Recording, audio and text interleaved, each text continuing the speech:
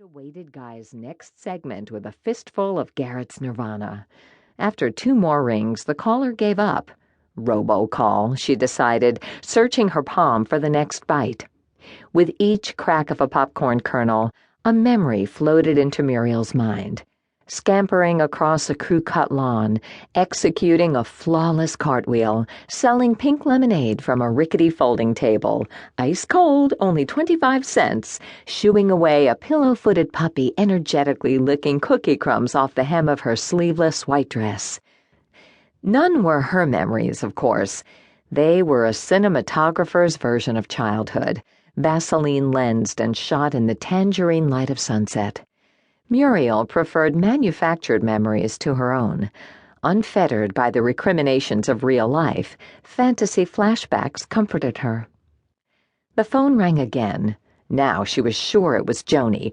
Only Joni Frankel, her boss and best friend, would know exactly what she was doing. She was probably watching the same show and knew it was a commercial break. Wiping her hands on the ratty towel, Muriel fished around the bedding for her cell. "Talk to me," she said, her mouth full of popcorn. "Porkapalooza is next." "You're home." Her heart went flaccid. It wasn't Joni. Oh, why hadn't she looked at the caller ID? "I was thinking I might drop by after Mass." Might? Muriel tried to swallow, but her mouth had become the Gobi Desert.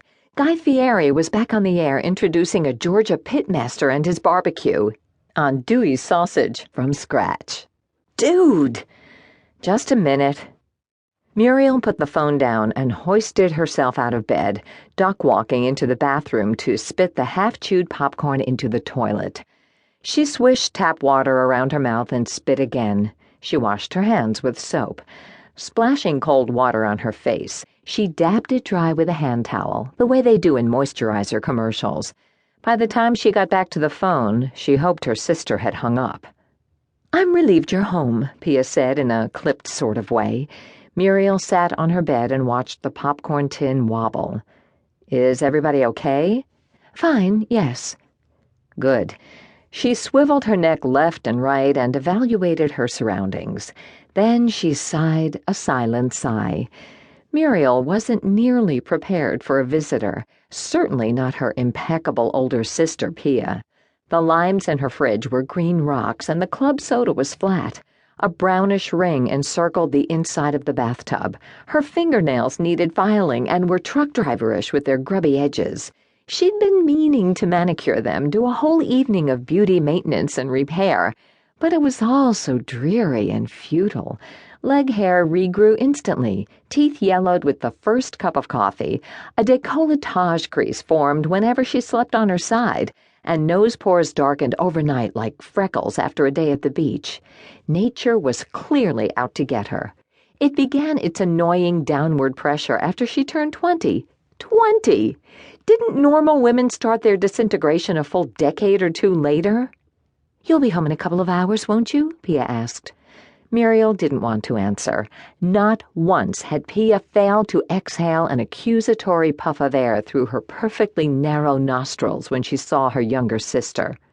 Never had she forgotten to notice Muriel's untidy life, the way her rent-stabilized studio on New York's Upper West Side was a weaver finch nest, elaborately woven from found objects, a 3-legged bedside table, a squat hand-painted pine dresser, with brown, black, beige, and latte-colored coffee rings, 2 splotchy-framed mirrors, and a spindled corner bathroom shelf missing half of one spindle.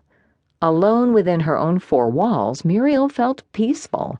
By herself, she could ignore how life had sort of fallen on her, the way raindrops splatted the bare heads of careless pedestrians.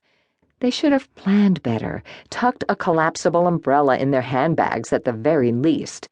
Had they paid attention to the darkening sky, or believed the dire weather reports, they would have worn impervious gear and left the suede shoes at home. They wouldn't plod through life with strands of dripping hair. "Well," the impatience in Pia's voice was as sharp as a hangnail. This time Muriel's sigh was audible. 8 years older, Pia was not the kind of woman who needed days of notice before her life could be viewed. She lived in an endless house in Connecticut with her thicket hair.